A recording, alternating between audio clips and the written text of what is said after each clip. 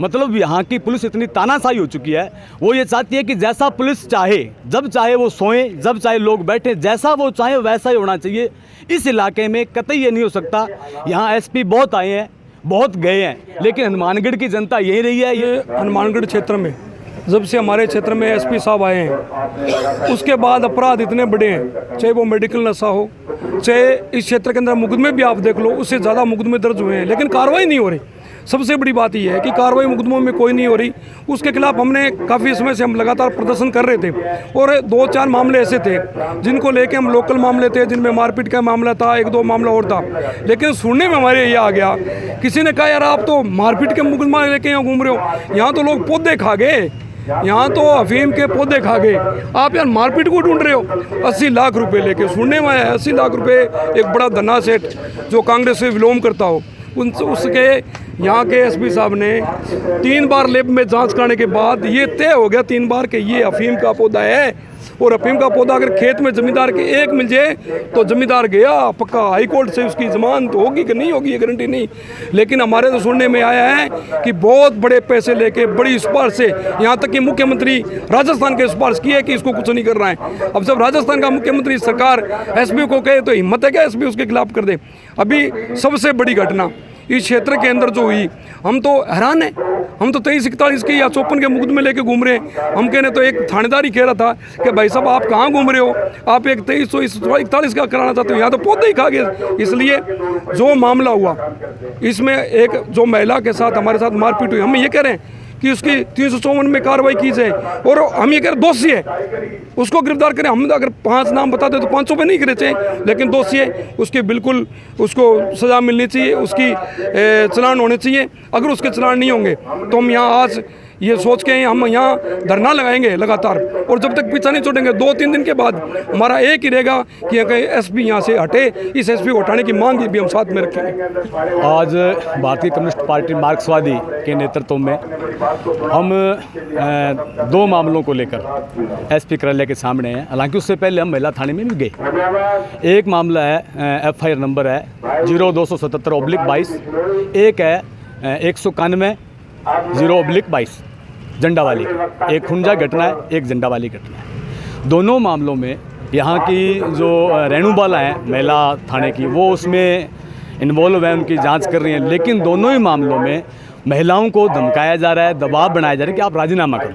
हमने 18 तारीख को यहाँ प्रदर्शन किया, प्रदर्शन करने के बाद में उनको समय दिया, उसके बावजूद भी कोई कार्रवाई नहीं। उल्टी का वो उनको धमका रहे हैं, फ़ोन पर धमकी आई, हमारे साथ बात की कि आप राजीनामा करो। हमने कहा हम राजीनामा करवाने वाले कौन है, हमारे पास पीड़ित आएंगे, हम निष्पक्ष जांच की मांग करते हैं, और जो भी उसमें दोषी उस पर कार्रवाई की जाए। हमारा कोई ज़मीन का विवाद नहीं है। लेकिन आज जिस तरीके का रवैया पुलिस ने यहाँ अपनाया, टेंट लगाने पर भी उनका विरोध था। मतलब यहाँ की पुलिस इतनी तानाशाही हो चुकी है, वो ये चाहती है कि जैसा पुलिस चाहे, जब चाहे वो सोएं, जब चाहे लोग बैठें, जैसा वो चाहे वैसा ही होना चाहिए। इस इलाके में कतई ये नहीं हो सकता। यहाँ एसपी बहुत आए हैं, बहुत गए हैं, लेकिन हनुमानगढ़ की जनता यही रही है। ये थाने, ये कलेक्टर ऑफिस हनुमानगढ़ की जनता के हैं, इन अधिकारियों के नहीं है। इसलिए हम चेताना चाहते हैं इस बात की। अभी फिलहाल हमारे तमाम साथियों ने बैठ के तय किया है कि अभी हम लगातार अनिश्चितकालीन धरने पर बैठे हैं। उसके बावजूद भी अगर कोई कार्रवाई नहीं होती, अगला कदम हमारी पार्टी बैठकर उठाएगी कि भूख हड़ताल का करें या और करें। गाँवों में भी इस धरने पर बैठने के बाद हमारी टोलियाँ गाँवों में जाएंगी, जनता से संपर्क करेंगी, क्योंकि ये सारे लोग इस मामले में पीड़ित हैं। जितने एसपी आए हैं, इस तरह के जो एसपी आए हैं, जिनकी जो कार्यशैली है, काम करने का तरीका है, हालांकि मैं तो वो बात नहीं कहता, पर लोग कहते हैं साहब भ्रष्ट एसपी भी यहाँ नहीं आया। पूरे पुलिस थानों के अंदर जो पहले पुलिस की तस्वीर थी, लोग बात भी मानते थे, अब पूरी तरह से बिना पैसे के किसी भी पुलिस थाने में कोई भी काम नहीं होता। आप मुकदमा दर्ज कराओगे तो पैसा देना पड़ेगा, उसका निस्तांतरण कराओगे तो पैसा देना पड़ेगा, किसी के खिलाफ कार्रवाई करवाओगे तो पैसा देना पड़ेगा। यहाँ अभी कोई 15 दिन पहले की बात है, कोई दलित महिला के साथ किसी पैसे वाले ने बदसलूकी कर ली और मुकदमा दर्ज करवाने वो यहाँ पहुँची, तो पहले कहा भी आज नहीं कल आना आप। अगले दिन आई तो उस आरोपी को बुला लिया, आरोपी के पक्षधर जो थे उनको बुला लिया, और उनके परिवार वालों का आप तो बाहर जाओ और इससे हम बात करेंगे। अब इस तरह से अगर करेंगे कि जिस महिला के साथ इस तरह का दुष्कर्म दुर्व्यवहार हुआ हो और उनको सामने बैठा करके, उनके पक्षधर को सामने बैठा करके उनके परिवारजनों को बाहर निकाल दें।